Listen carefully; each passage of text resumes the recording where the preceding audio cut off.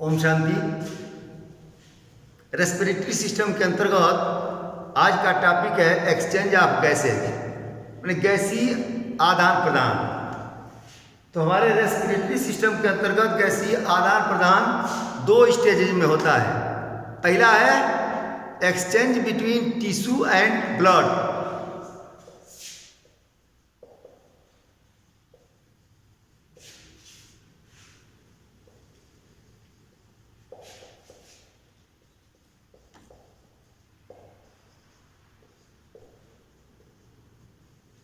Exchange between tissue and blood, और दूसरा है exchange between alveoli and blood.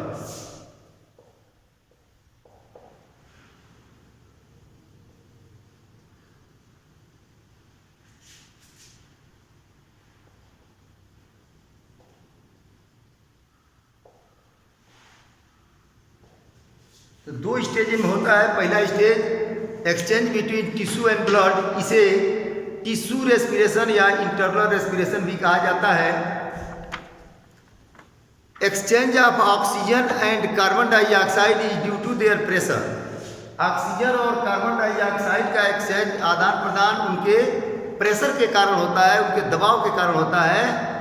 Oxygen का दबाव प्योर ब्लड सप्लाई में, प्योर ब्लड सप्लाई में अधिक होता है। ऑक्सीजन का दबाव प्योर ब्लड सप्लाई में अधिक होता है।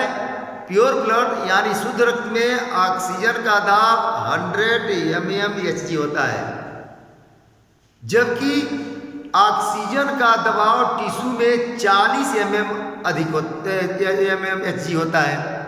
इसलिए शुद्ध रक्त से ऑक्सीजन टिश्यू में जाती है, शुद्ध रक्त से ऑक्सीजन टिश्यू में जाती है।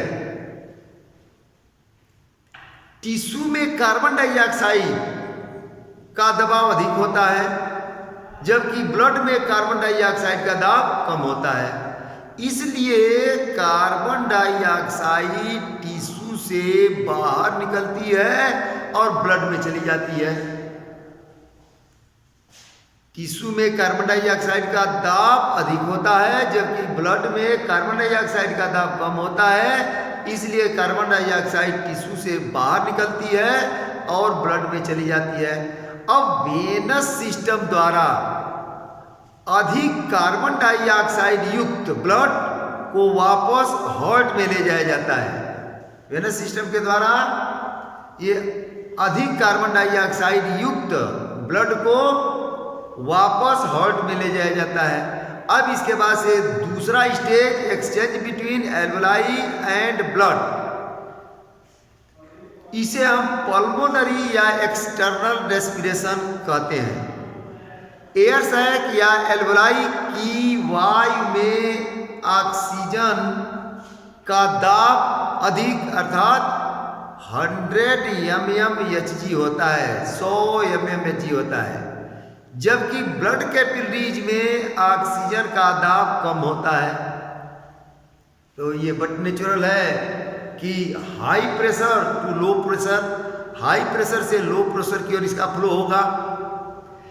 तो जब एयर सैक की वायु में ऑक्सीजन का दाब 100 mmHg होता है, जबकि ब्लड कैपिलरीज में ऑक्सीजन का दाब इससे बहुत कम होता है।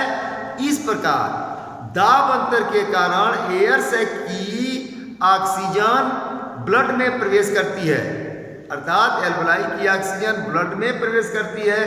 ठीक उसी प्रकार कैपिलरीज ब्लड की कार्बन डाइऑक्साइड का दाब, जो ब्लड कैपिलरीज